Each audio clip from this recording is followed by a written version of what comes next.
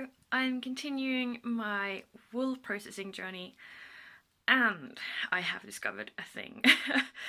The fleece I was trying to work with is too felted. I've talked to people who know more about it and yeah, it's just too felted. I will have to do something felty with it. I think I don't want to be frustrated in this process, not more than I already am.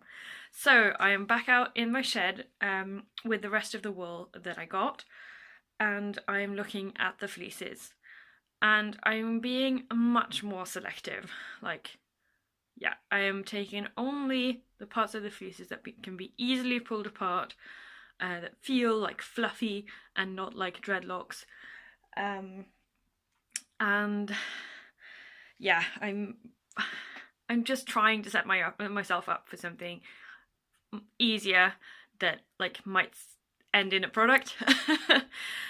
Next weekend I'm going on like a course that's like yarn from sheep basically.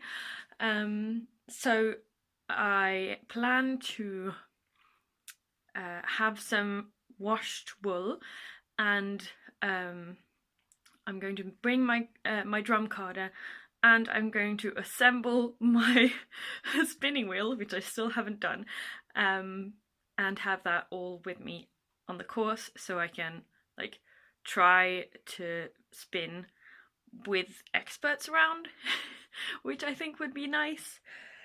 But for now, let me just show you the fleeces I have left. So just for context, the fleece I was working with was a pelsau, so like a fine wool, I don't know, pelsau. And the ones I'm using or looking at now are spelsau.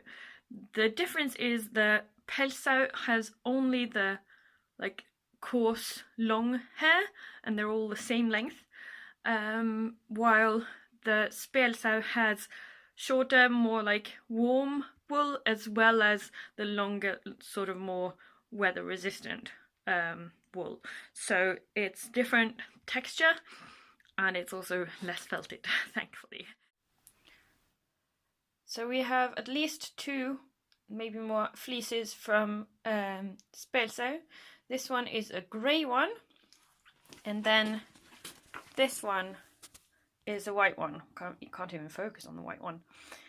I've already started picking out some wool from each of them, like only the things that are super soft. So let me show you, like, it's already able to be pulled apart and it just looks miles better than the other stuff I was working with. And this is the grey one, which is even better. Even more like soft and easily pulled apart.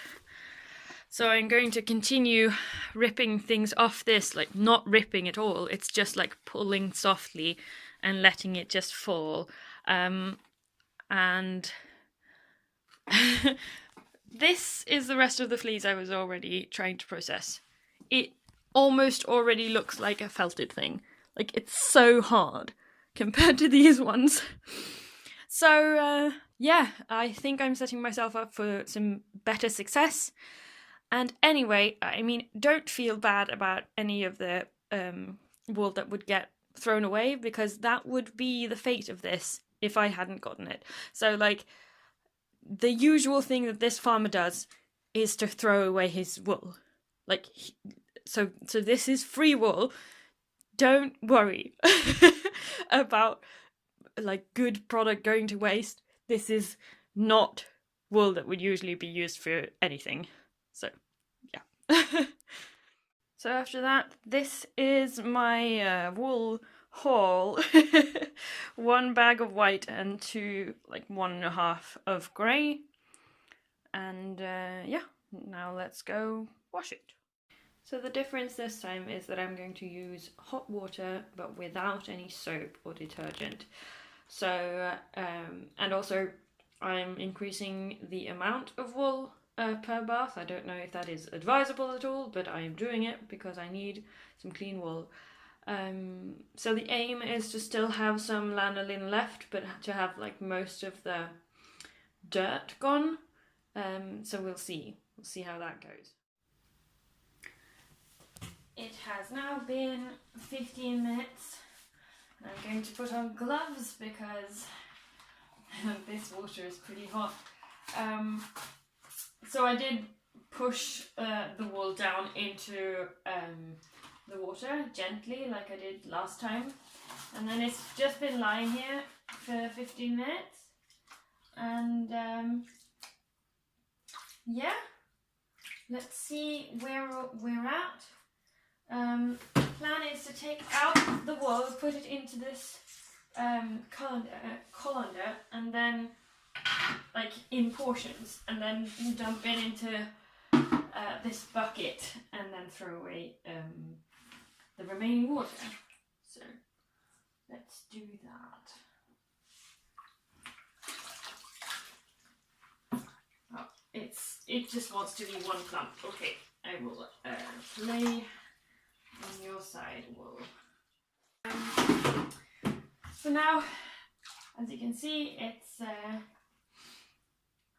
pretty brown, this water. It's all dirt and some lanolin. So now that gets dumped out. So I have turned the wool out onto this blue towel, and I'm going to sort of wrap it in the towel and just squish it a little to get out some of the water.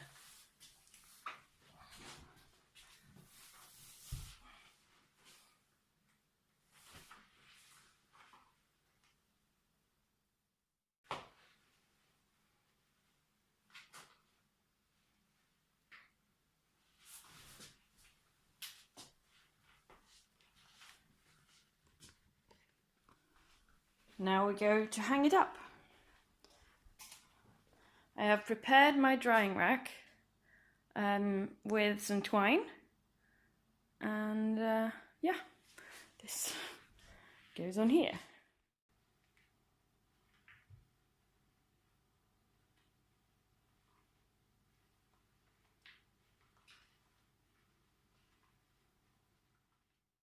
So now this needs to dry, and then tomorrow I think I'll try the other batches. I think this experiment with no soap went well, but we'll see.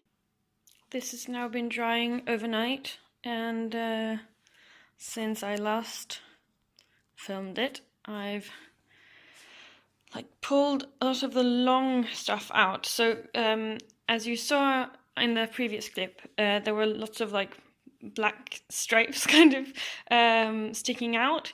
So I just took hold of them and pulled them out, and I'm left with all this long, strong fibre, and then this is all the sort of fluff that is more warm.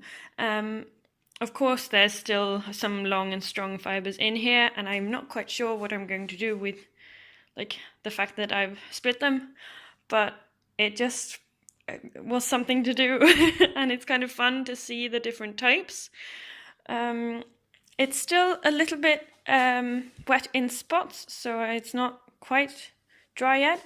It still very much smells like sheep and has lanolin in it, but it's not as much as before the washing or the soaking, I guess. I've also been pulling it apart, and as you can see, it's quite easy to pull apart. It's loose and not at all like the previous fleece I tried. Just the act of pulling things apart have resulted in quite a lot of debris falling to the ground, which is nice. I'll, of course, tidy this up later. But yeah, this is well on its way to be ready to be carded. So that's really fun. In just a little time, I've gotten further than I did with the previous try, because this is much easier to work with. And Yeah, it's hard to know where to stop this video, but I think I'll stop it here, and then I'll make a separate video for any carding I do, so that you can see that properly. Okay, so that's it for this video, and I'll see you in the next one. Bye!